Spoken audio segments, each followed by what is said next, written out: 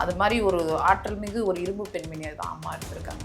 So இன்னுமே அதாவது மனிதர்களுக்கு தான் மறைவு. இவர்கள்லாம் வந்து மனிதர்களை தாண்டி புனிதர்களாக தான் நம்ம நினைக்கிறோம். 1000 விமர்சனங்கள் வச்சாலுமே ஒரு தமிழ்நாட்டில் எத்தனை பிரச்சனைகளை தாண்டி அவங்க வந்து இன்றைக்குமே அம்மான்னு சொல்கிறாங்களே, அம்மா இருந்திருந்தான்னு சொல்கிற வார்த்தையை அவங்க வச்சுருக்காங்களே, உச்சரிச்சிருக்காங்க. அது ஒரு பொதுவான சொல்லாயிடுச்சுல்ல. என்ன ஒரு அம்மாவுக்கு தான் தெரியும் தன் குழந்தைக்கு என்ன பிடிக்கும் பிடிக்காது, எப்போ பசிக்கும் பசிக்காது, இதையெல்லாம் பார்த்து பார்த்து அம்மா தான் செய்வாங்க. அப்படிப்பட்ட அம்மாவாக அவங்க இருந்திருக்காங்க. நீங்கள் யோசிச்சு பாருங்கள், அவங்க கொண்டு வந்த திட்டங்கள்லாம் ரொம்ப யூனிக்காக இருக்கும். பிற மாநிலத்தில் இருக்கிறவங்களாம் வந்து பார்த்து அம்மா உணவுங்களாக இருக்கட்டும், தாலிக்கு தங்கமாக இருக்கட்டும், அம்மா ஸ்கூட்டியாக இருக்கட்டும், தாய்சை பெட்டகமாக இருக்கட்டும், கர்ப்பிணி பெண்களுக்கான உதவித்தொகை. ஸோ நம்ம அவங்க முதலமைச்சராக வந்த போதே ஒரு தாயாக அவங்க அமைஞ்சிட்டாங்க. அதுக்கப்புறம் அவங்க கொண்டு வந்த பல்வேறு திட்டங்கள், நிர்வாகங்கள், சட்ட ஒழுங்கு இதெல்லாம் வந்து அவங்கள உயர்த்தி என்ன பண்ணுச்சு, ஒட்டுமொத்தமாகவே அம்மான்னு சொல்ல வச்சு இன்னைக்கு வேறு மாநிலங்களில் இருக்க முதலமைச்சர்லேருந்து தேச தலைவர்கள் வரைக்கும் அம்மா ஜெயலலிதான்னு சொல்ல வச்சுருக்காங்க.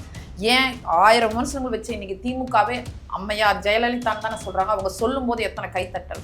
மழை வெள்ளம் வந்தபோது அவங்களோட வாட்ஸ்அப் மெசேஜுக்கு நான் தான் அவங்களுக்கு ரிப்ளை கொடுத்தேன் எதிர்கட்சிகளுக்கு.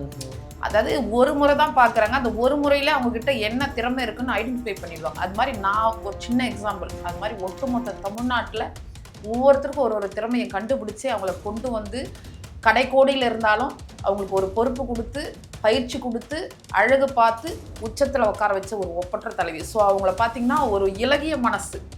சபாநாயகராக தனபால் சார் உட்கார வச்சாங்க. அவருக்கான மரியாதை அவருடைய இடத்துல கிடைக்கலன்ற செய்தி கிடைச்ச உடனே இவங்க கோபத்தில் என்ன பண்ணுறாங்க, அந்த எல்லாரும் மரியாதை கொடுப்பாங்க போப்பா அப்படின்ற மாதிரி உட்கார வச்சாங்க. நீ எழுந்து நிற்கணுன்றது அது மாதிரி எந்த தலைவி யோசிப்பாங்க? எல்லாருமே தனக்கு கீழே இருக்கணுன்ற அடக்குமுறை கொண்ட ஒரு கட்சிகள் தான் இருக்கும். இன்னைக்கு நீங்கள் பார்க்குறீங்க, சமகாலத்தில் எத்தனையோ கட்சிகள் இருக்கும். ஒவ்வொரு ஆட்டோ ஸ்டாண்டு, பஸ் ஸ்டாண்டு, வீட்டுங்களில் மாலை போட்டுருக்காங்க. ஒரு தலைவன் இறந்தும் உலகத்திலே 37 வருடம் கடந்தும் மாலை போடுறவங்க இருக்காங்க. அம்மாவுக்கும் இன்றைக்கும் அது நடந்துட்டு இருக்குன்னா அப்போ அவங்க சாதாரண ஒரு தலைவர்கள் கிடையாது, மக்களால் நேசிக்கப்பட்ட தலைவர்கள். ஏன் நேசிச்சாங்கன்னா அவங்க உண்மையாகவே மக்களை நேசிச்சாங்க. இயற்கையாகவே அவங்களுக்கு வந்து ஒரு விஷயத்தை செய்யணும்னு நினச்சா அந்த மன உறுதி தான். மன உறுதி அதில் வந்து பர்ஃபெக்டாக செய்யணுன்றது. இப்போ அவங்க அவங்களுடைய ஆரம்ப காலகட்டங்கள் ஒரு துறையிலேருந்து வந்தாலும் அந்த துறையில் ஒரு முத்திரை பதிச்சிருக்காங்க. எழுத ஆரம்பித்தாங்கன்னா அந்த எழுத்துக்களை மற்றவங்க நேசிப்பாங்க.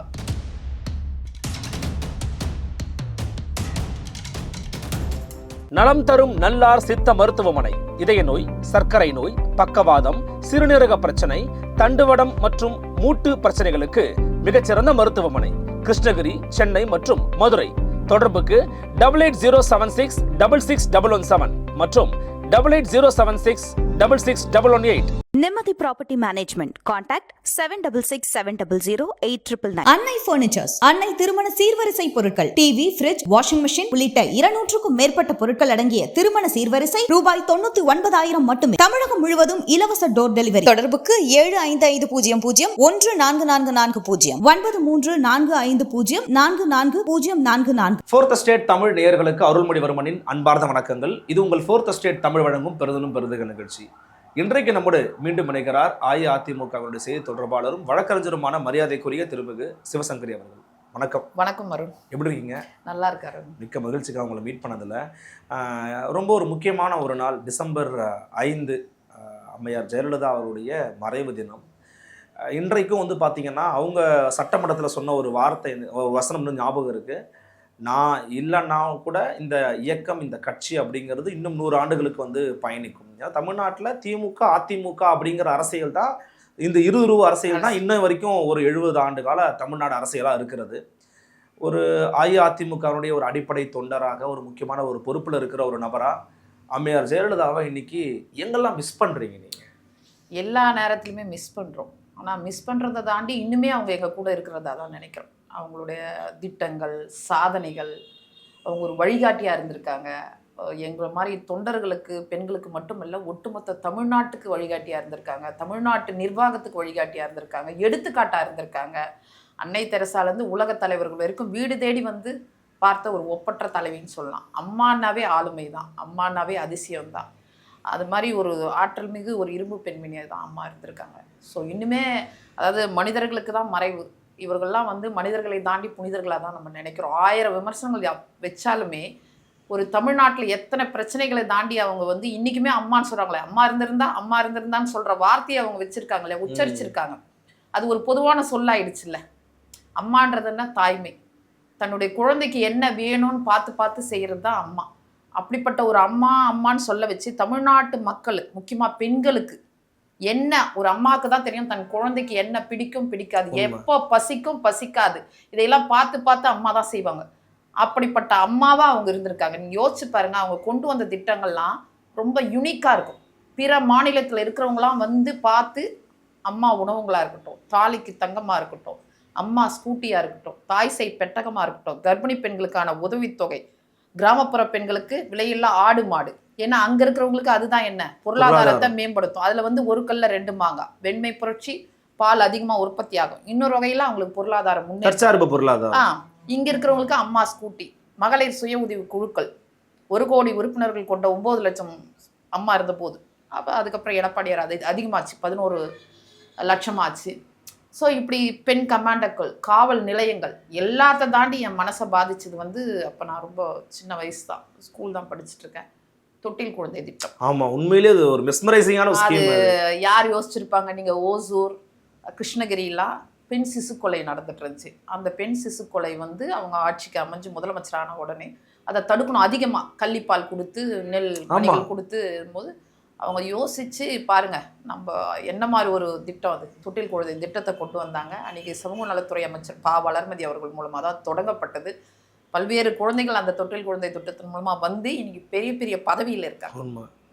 ஸோ நம்ம அவங்க முதலமைச்சராக வந்த போதே ஒரு தாயாக அவங்க அமைஞ்சிட்டாங்க. அதுக்கப்புறம் அவங்க கொண்டு வந்த பல்வேறு திட்டங்கள், நிர்வாகங்கள், சட்ட ஒழுங்கு, இதெல்லாம் வந்து அவங்கள உயர்த்தி என்ன பண்ணுச்சு, ஒட்டுமொத்தமாகவே அம்மான்னு சொல்ல வச்சு இன்னைக்கு வேறு மாநிலங்களில் இருக்க முதலமைச்சர்லேருந்து தேச தலைவர்கள் வரைக்கும் அம்மா ஜெயலலிதான்னு சொல்ல வச்சுருக்காங்க. ஏன் 1000 விமர்சனங்கள் வச்சு இன்னைக்கு திமுகவே அம்மையார் ஜெயலலிதான்னு தானே சொல்கிறாங்க. அவங்க சொல்லும்போது எத்தனை கைத்தட்டல்கள், எத்தனை துன்பங்களை தாண்டி வந்திருப்பாங்க. ஒரு சாமானியர்களுக்கான ஒரு கட்சியாக அதிமுக வந்து புரட்சித் தலைவர் தொடங்கினார். அதிகாரம் பரவலாக்கப்படணும், அவங்க வந்தாதான் எல்லா மக்களுக்கும் எல்லாம் கிடைக்கும்னு நினச்சி புரட்சித் தலைவர் கொண்டு வந்தார். 15 லட்சம் உறுப்பினர்கள் தான். ஆனால் அம்மா வந்து ஒரு எதிர்கட்சி தலைவராக வந்து அவங்க துணைவியாக இருந்த கட்சியை கொடுத்த பிறகு கிட்டத்தட்ட 1.5 லட்சம் உறுப்பினர்கள் கொண்ட ஒரு இயக்கமாக தொடர்ந்து ஒரு சிம்ம சொப்பனமாக திமுகன்ற ஒரு கட்சி எதிர்த்து சட்டசபையில் சேலை பிடிச்சி இழுத்தாங்க. கொலை முயற்சி நடந்தது, எத்தனை தாக்குதல்கள், சிறையில் கூட போயிட்டு அவங்களுக்கு சரியான ஒரு இது கொடுக்காம, வசதிகள் கொடுக்காம துன்பப்படுத்துனாங்க. ஒரு பெண் என்றும் பாராமல் அவங்க போட்ட உடையிலிருந்து காலில் போட்ட செருப்பு வரைக்கும் என்ன ஊடகத்தில் மீண்டும் மீண்டும் எடுத்து போட்டாங்க. அதையும் தாண்டி மக்கள் தொடர்ந்து 10 வருடம் ஆட்சி அமைக்கிறதுக்கான வாய்ப்பை கொடுத்தாங்கன்னா அப்போ அவங்க எப்படிப்பட்ட ஒரு தலைவியாக இருப்பாங்க. ஸோ அதெல்லாம் தான் எங்களுக்கு ஒரு ரோல் மாடலாக இருக்குது. ஸோ நாங்கள் அவங்க இருக்கணும், இல்லைனாலும் இருக்கிறதா நான் நினச்சிட்டு. நீங்கள் சொல்லும்போதே நிறைய விஷயங்களை ஷேர் பண்ணீங்க. அதில் எனக்கு ரொம்ப ஒரு முக்கியமாக கேட்கணும்னு நினைக்கிறது என்ன அப்படின்னா, பொதுவாகவே அம்மையார் ஜெயலலிதா அவர்கள் வந்து என்ன சொல்லுவாங்கன்னா, அவங்க வந்து ஒரு சர்வாதிகாரி மாதிரி, அவங்க வந்து ஒரு இராணுவ கட்டுப்பாடோடவே இருப்பாங்க, சிரிச்சு கூட பேச மாட்டாங்க, அப்படிங்கிற அளவுக்கு வந்து வெளியில் வந்து ஒரு புனைவு இருக்குது. நீங்கள் கட்சியிலேயே வந்து தொடர்ச்சியாக இருக்கிறீங்க, அம்மையாரோடு நீங்கள் வந்து பேசியிருப்பீங்க, பழகிருப்பீங்க. உண்மையிலே அவங்க எப்படி இருப்பாங்க? இல்லை, அதாவது கண்டிக்க தெரியாதவனுக்கு கருணை காட்ட தெரியாதுன்னுவாங்க. ஓகே, கண்டிக்க தெரியாதவனுக்கு கருணை காட்ட தெரியாது. எங்கே கண்டிப்பு இருக்கோ அங்கே ஈரம் இருக்கும். ஒரு சரியான ஒரு தன் குழந்தை நல்லா இருக்கணும்னு யார் நினைப்பா? தாய். எதுக்கு அடிக்கிறாங்க? தான் குழந்தை நல்லா படிக்கணும், ஒழுங்காக வளரணும் அப்படின்னு தான். அம்மாவை பொறுத்த வரைக்கும் எல்லாருமே ஒரு பக்கம் அவங்க வந்து சர்வாதிகாரி அப்படின்னு நினைக்கிறேன். அப்படிலாம் கிடையாது. டோட்டலாக அவங்க குழந்தை மனம் கொண்டவங்க. அடுத்து இன்னொரு விஷயம், யாருக்கு என்ன திறமைன்னு உடனடியாக ஐடென்டிஃபை பண்ணிடுவாங்க.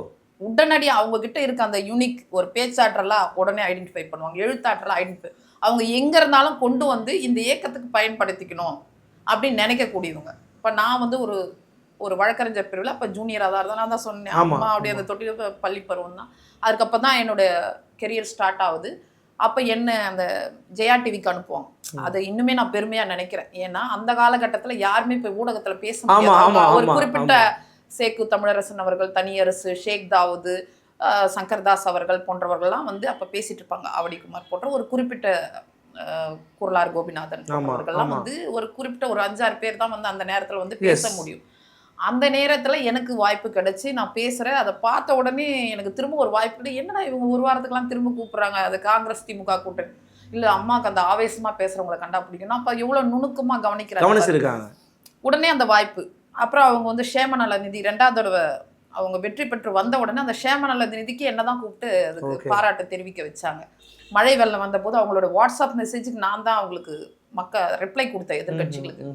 அதாவது ஒரு முறை தான் பார்க்குறாங்க, அந்த ஒரு முறையில அவங்க கிட்ட என்ன திறமை இருக்குன்னு ஐடென்டிஃபை பண்ணிடுவாங்க. அது மாதிரி நான் ஒரு சின்ன எக்ஸாம்பிள், அது மாதிரி ஒட்டுமொத்த தமிழ்நாட்டில் ஒவ்வொருத்தருக்கும் ஒரு திறமையை கண்டுபிடிச்சி அவங்கள கொண்டு வந்து கடைக்கோடியில் இருந்தாலும் அவங்களுக்கு ஒரு பொறுப்பு கொடுத்து பயிற்சி கொடுத்து அழகு பார்த்து உச்சத்தில் உட்கார வச்ச ஒரு ஒப்பற்ற தலைவி. ஸோ அவங்கள பார்த்தீங்கன்னா ஒரு இலகிய மனசு, அதை கண்டிப்பாங்க அடுத்த நிமிஷமே அவங்க ஒரு குழந்தையா மாறிடுவாங்க.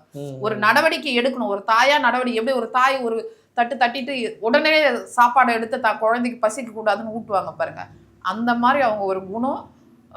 ரொம்ப மன்னிக்கிற குணம் ஜாஸ்தி, வாய்ப்புகளை கொடுக்கணும், கொடுக்கறத கூட கிள்ளி கொடுக்க மாட்டாங்க, அவங்கள வந்து நினைச்சு பார்க்காத அளவுக்கு அள்ளி கொடுப்பாங்க. அவங்க அந்த தொண்டன் வந்து யோசிச்சே பார்த்துருக்க மாட்டாரு, நம்ம கிட்ட பணம் இல்லை பின்புலம் இல்லை, நம்ம ஒரு சாதாரண கிராமத்துல இருக்கோம் அப்படின்னா அது ஒரு பெரிய விஷயமே இல்லை அப்படின்னு என்ன பண்ணுவாங்க, அம்மா நீ ஏன் பணத்தை பத்திலாம் யோசிக்கிற, உடனே எம்எல்ஏ ஆயினும் மந்திரி ஆயினும் சபாநாயகராக தனபால் சார் உட்கார வச்சாங்க. அவருக்கான மரியாதை அவருடைய இடத்துல கிடைக்கலன்ற செய்தி கிடைச்ச உடனே இவங்க கோபத்துல என்ன பண்றாங்க, அந்த எல்லாரும் மரியாதை கொடுப்பாங்க போப்பா அப்படின்ற மாதிரி உட்கார வச்சாங்க. நீ எழுந்து நிக்கணும்ன்றது அது மாதிரி எந்த தலைவி யோசிப்பாங்க, எல்லாருமே தனக்கு கீழே இருக்கணும்ன்ற அடக்குமுறை கொண்ட ஒரு கட்சிகள் தான் இருக்கும். இன்னைக்கு நீங்க பாக்குறீங்க, சமகாலத்துல எத்தனையோ கட்சிகள் இருக்கும், நான் தலைவன் நான்றதான் பார்ப்பாங்க. அம்மா என்ன பண்ணுவாங்க, என்னுடைய தொண்டனுக்கும் மரியாதை கொடுக்கணும் அப்படி நினைச்ச ஒரு தலைவி. அதனாலதான் அவங்க மீண்டும் மீண்டும் ஜெயிச்சாங்க. அவங்க மறைந்த பிறகு ஏன் புரட்சி தலைவரே 37 வருஷம் கடந்தும் இன்னைக்கும் வந்து நீங்க வந்து ஒவ்வொரு ஆட்டோ ஸ்டாண்டு பஸ் ஸ்டாண்டு வீட்டுங்களை மாலை போட்டுட்றாங்க. ஒரு தலைவன் இறந்தும் உலகத்திலே 37 வருடம் கடந்தும் மாலை போடுறவங்க இருக்காங்க. அம்மாவுக்கும் இன்னைக்கும் அது நடந்துட்டு இருக்குன்னா அப்போ அவங்க சாதாரண ஒரு தலைவர்கள் கிடையாது, மக்களால் நேசிக்கப்பட்ட தலைவர்கள். ஏன் நேசிச்சாங்கன்னா அவங்க உண்மையாகவே மக்களை நேசிச்சதுனால தான் மக்கள் அவங்கள வந்து இன்னுமே நினச்சிட்டு இருக்காங்க. இந்த ஸ்கீம்ஸ் எல்லாம் நீங்கள் சொன்னீங்களா, அதில் குறிப்பாக வந்து பார்த்தீங்கன்னா அம்மா உணவகம் அப்படிங்கிறது வந்து உண்மையிலேயே நிறைய பேரை வந்து ரொம்ப பிரமிக்க வச்சதுன்னே சொல்லலாம். அப்புறம் தொலைநோக்கு திட்டங்களாக சில விஷயங்கள்லாம் கூட உருவாக்கி விஷன் அந்த மாதிரிலாம் கூட நிறைய விஷயங்கள் வந்து உருவாக்கி பண்ணணும்னு நினச்சாங்க. இதெல்லாம் எப்படி அவங்களுக்கு வந்து பிக் பண்ணுவாங்க? அதான் அவங்க வந்து ரொம்ப ஒரு நுணுக்கமான அறிவு கொண்டவங்க, ஜீனியஸ், நல்ல எழுத்தாற்றல், அந்த வாசிக்கிறது, ஒவ்வொரு விஷயத்தையும் வந்து தொலைநோக்கு திட்டத்தோடு தான். இப்போ நீங்கள் அம்மா உணவு எடுத்துங்க, அதில் 2 விஷயம் நடக்குது. ஏழை எளிய மக்களுக்கு ஒரு குறைந்த விலையில் உணவு கிடைக்குது, இன்னொரு பக்கம் பெண்களுக்கு வேலை வாய்ப்பு கிடைக்குது. கீழ்த்தட்டு மக்களுக்கு அந்த பெண்களுக்கான வேலை வாய்ப்பு உங்களுக்கு உருவாகுது இல்லையா, பயன்படுறாங்க. இப்போ இது 2 விஷயம் நடக்குது. அம்மா குடிநீர் கூட 20 லிட்டர் கொடுக்கணும்னு அம்மா 2016 அதை செயல்படுத்தினாங்க. எல்லாருக்குமே அந்த மினரல் வாட்டர் கிடைக்கணும்னு சொல்லிட்டு அது இன்னைக்கு நிறைய அம்மா உணவுங்கள்லாம் மூடி இருக்கு. வந்த உடனே அம்மா உணவு தான் உடைச்சாங்க இவங்க. ஏன்னா ஒரே விஷயம் என்னன்னா, அம்மான்றது ஒரு மந்திர சொல். இந்த பெண்களுடைய ஓட்டு வங்கி தான் ஒவ்வொரு தடவையும் அதிகாரத்தை நிர்ணயம் பண்ணுது. அது பீகார் தேர்தலாக இருந்தாலும் தமிழ்நாட்டு தேர்தலாக இருந்தாலும்.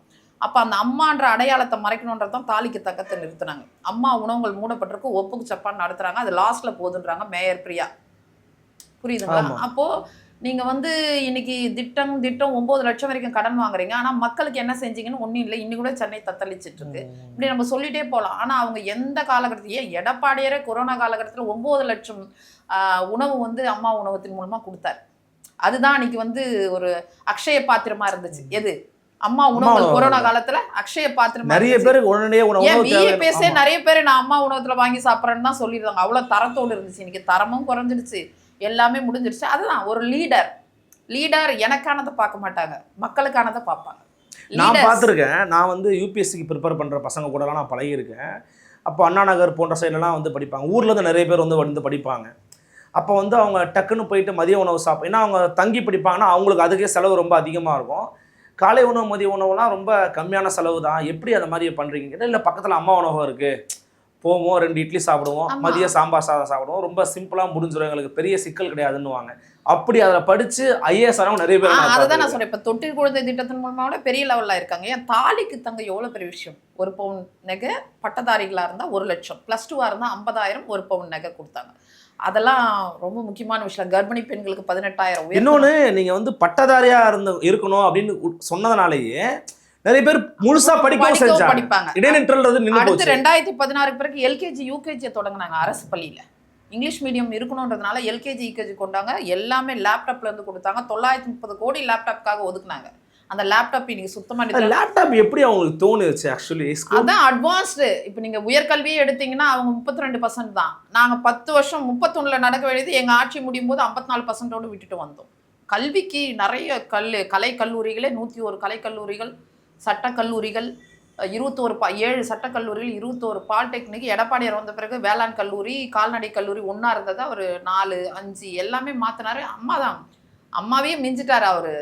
நம்ம போகிற போக்கில் சொல்லலை. ஏன்னா திட்டங்களை பார்த்தீங்கன்னா பெரிய பெரிய திட்டங்கள். அத்திக்கடவெல்லாம் வந்து மாநில நிதி 1560 காவிரி டெல்டா பகுதிகளை வந்து பாதுகாக்கப்பட்ட வேளாண் மண்டலமாக உருவாக்குனார். யாருமே செய்ய முடியாத சாதனை இது. வந்து மொத்தமே மாநில நிதியில் கொண்டு போய் கொடுத்தாரு. இன்னைக்கு கோபிச்செட்டிப்பாளையத்தில் 30% அவங்களுக்கு பயனுள்ளதாக இருக்கும் அந்த நீர்.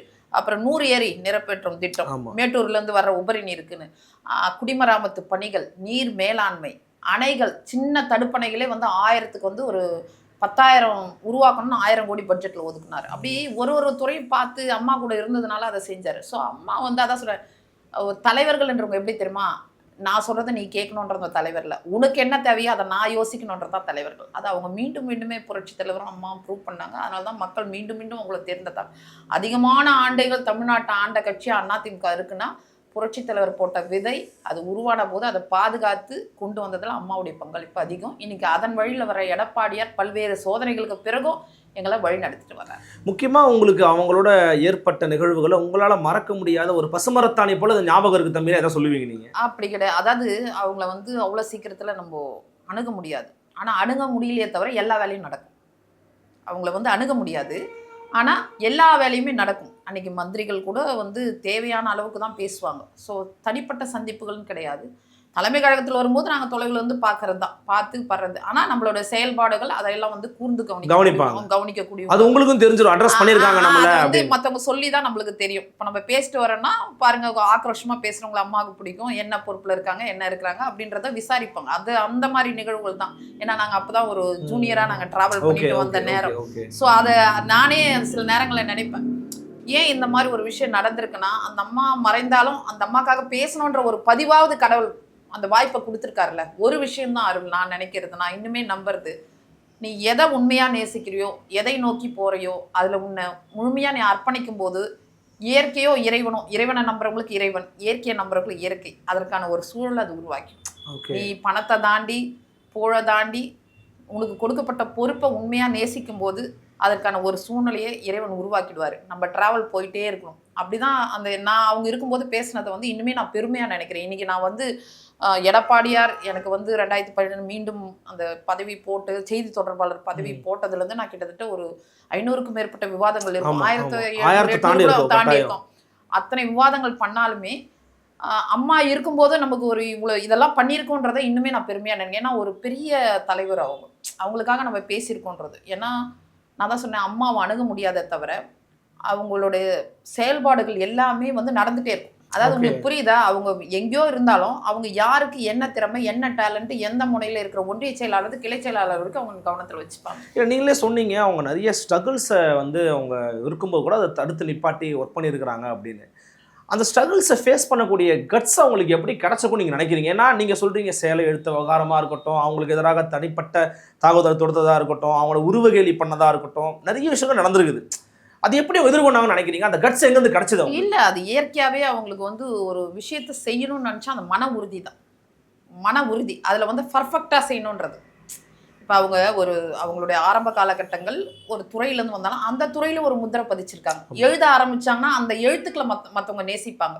அவங்களுக்கு பாட தெரியும், எழுத தெரியும். அதாவது எந்த ஒரு விஷயத்தை எடுத்தாலுமே தன்னை முழுமையாக அர்ப்பணிக்கக்கூடிய அளவுக்கு உழைப்பாங்க. கடுமையான உழைப்பாளி. இப்போது டெக்னாலஜிலாம் வளர்ந்துருச்சு. நம்ம வீடியோவை போட்டுறோம், ஷார்ட்ஸை போட்டுறோம். எல்லாமே இல்லாத நேரத்தில் தலைவர் மறைவுக்கு பிறகு அவங்க சுற்றுப்பயணம் போகிறாங்க. விடியற் காலைன்னா கூட கேட்க மாட்டாங்களாம். ஐயோ அவங்க தொண்டர்கள் எதிர்பார்த்துட்டு இருப்பாங்க நான் போகணுன்னு. தொடர்ந்து பயணப்பட்டு எல்லா இடத்துக்கும் பிரச்சாரம் விடிய காலம் 5 மணிக்கெல்லாம் கூட போய் பண்ணுவாங்களாம். தொடர்ந்துப்பா. இன்னைக்கு அதான் சொன்னேன், இன்னைக்கு எவ்வளவு சுருங்கிட்டோம். நம்ம ஷார்ட்ஸ் வரைக்கும் வந்துட்டோம். 30 செகண்ட் தான் பார்த்துட்டு போயிட்டே இருக்க அளவுக்கு நம்மளுக்கு பொறுமை. அந்த காலகட்டத்தில் அவங்க தொடர்ந்து சுற்றுப்பயணம் போவாங்களாம். அந்த அளவுக்கு தான் எடுக்கிற, அதான் நான் சொல்றேன், உழைப்புக்கு ஒரு வேல்யூ உண்டு. அதில் இருக்க முழுமையாக அர்ப்பணிக்கிறதுன்னு ஒன்று இருக்குது. தான் எடுத்த வேலையில் அதை முழுமையாக நிறைவு செய்யணுன்றது ஒன்று. எல்லாத்தையும் தாண்டி சுயநலம் இல்லாத பொதுநலம் தான் முக்கியம். அதை அவங்க செஞ்சாங்க, சக்ஸஸ் கிடைச்சிது. நிறைவாக ஒரு கேள்வி, இப்போ அவங்க சட்டமன்றத்தில் சொன்னது தான் நான் திருப்பி நினைவு கூற விரும்புகிறேன். இந்த கட்சி வந்து நான் இல்லாட்டியுமே இருக்கும் அப்படின்னாங்க. இன்றைக்கி பலவிதமான ஒரு நெருக்கடியான சூழல் கூட சொல்லலாம். தமிழ்நாடு அரசியலும் இன்றைக்கி அப்படி மாறி இருக்குது. திமுக எதிர் அதிமுகன்றது இருந்தாலும் இன்றைக்கி திமுகவும் வந்து சில விஷயங்களை பண்ணுறாங்க. இதுக்கு வேற ஆளை கொண்டு வரலாம், இன்றைக்கி புதிய சக்திகள்லாம் வந்துக்கிட்டு இருக்காங்க அப்படிங்கிற புதிய கட்சிகள்லாமும் வராங்க. அதிமுகவை ஜெயலலிதா அம்மையாரோட வழிநடத்தி அடுத்த கட்டத்தை நோக்கி நகர்த்தி விடுவாரா எடப்பாடி பழனிசாமி? அந்த நம்பிக்கை இருக்கா? எப்படி அவருடைய பெர்ஃபார்மன்ஸ் இருக்கு? இல்லை, கண்டிப்பாக அந்த நம்பிக்கை முழுமையாக இருக்கிறதுனால தான் நாங்கள் அவர் பின்னாடி வந்து இருக்கிறோம். இன்னொரு வருஷம் புரட்சித் தலைவர் எதற்காக இந்த இயக்கத்தை தோற்றுவித்தாரோ, புரட்சித் தலைவி அம்மா எதற்காக இந்த இயக்கத்தை கட்டி காத்தாங்களோ, அதன் வழியில் வந்து இன்னுமே நான் பெருமையாக நினைக்கிறேன். புரட்சித் தலைவருடைய எண்ணம்னா ஒரு சாமானியருக்கு அதிகாரம் கொடுக்கப்படும், அதை நிறைவேற்றினார். அம்மாவும் அதே தான் நிறைவேற்றினாங்க. ஆனால் இன்றைக்கி சாமானியரே எங்களுக்கு ஒரு தலைவராகவும் ஒரு முதலமைச்சராகவும் இருந்திருக்காருன்னா இதை விட பெரிய எடுத்துக்காட்டு வேறு என்ன வேணும்? அதனால தானே எங்களுக்கு ஒரு பிரச்சனைனா எங்களை விட அவர் துடிச்சிடுவார். எங்களை எளிமையாக அணுகக்கூடிய ஒரு தலைவர். சமகாலத்தில் இந்தியாவில் எந்த தலைவருமே கேட்ட உடனே அப்பாயின்மெண்ட் கிடைக்காது. ஆனால் எங்களுக்கு ஒரு சின்ன விஷயம்னு ஒரு காதுக்கு வந்தால் கூட உடனடி ஒரு அப்பாயின்மெண்ட்டு கொடுத்துருவார். எங்களுக்கான ஸ்பேஸ், ஒரு தலைவர்களுக்கும் தொண்டர்களுக்கான ஸ்பேஸ் வந்து அவ்வளோ கம்ஃபர்ட்டை கொடுத்துருக்கு. அம்மா இல்லைனாலும் அம்மா மாதிரியே இருக்க அவருடைய பிள்ளைய வந்து ஒரு தலைவராக வச்சுட்டு போயிருக்காங்க அந்த ஆத்மான்றதை நாங்கள் நம்புகிறோம். இதை பெருமைக்காக நாங்கள் சொல்லலை, எங்களுக்கு முழுமையான நம்பி இருக்குது. அம்மா சொன்ன 100 ஆண்டு காலம் இல்லை, இந்த உலகம் உள்ளவரை இந்த இயக்கம் இருக்கும். இந்த உலகம் மறைந்தாலும் ஒரு கல்வெட்டிலையாவது அதிமுகன்னு இருக்கும். அந்த அளவுக்கு முத்திரையை எங்கள் தலைவர்கள் பதிச்சிருக்காங்க. எடப்பாடியரும் அதன் வழியில் எத்தனையோ மன உளைச்சல்கள், எத்தனையோ துன்பங்கள், அதை தாண்டி இன்னைக்கு வந்து வழி நடத்திட்டு போகிறாரு. மிகப்பெரிய கட்சி, 75 வருட கட்சி திமுகவுடைய அத்தனை முயற்சிகளும் முறியடித்து 4 வருஷம் 2 மாதம் முதலமைச்சராக இருந்து பல்வேறு திட்டங்களை கொண்டு வந்து நீங்கள் எதிர்கட்சி தலைவராக உட்காந்து சட்டசபையில் தெரிக்க விடுறாருன்னா இதுக்கு மேலே நம்பிக்கை என்ன வேணும்? முழுமையான நம்பிக்கையை கொடுத்துருக்காரு. அவர் பின்னாடி நாங்கள் ஒற்றுமையாக இருப்போம். 26 மிகப்பெரிய வெற்றி அடைவோம். ஸோ அம்மா மறைந்தாலும் அவர்களுடைய ஆத்மா எங்களோடு இருக்குன்னு நாங்கள் நம்புகிறோம்ப்பா.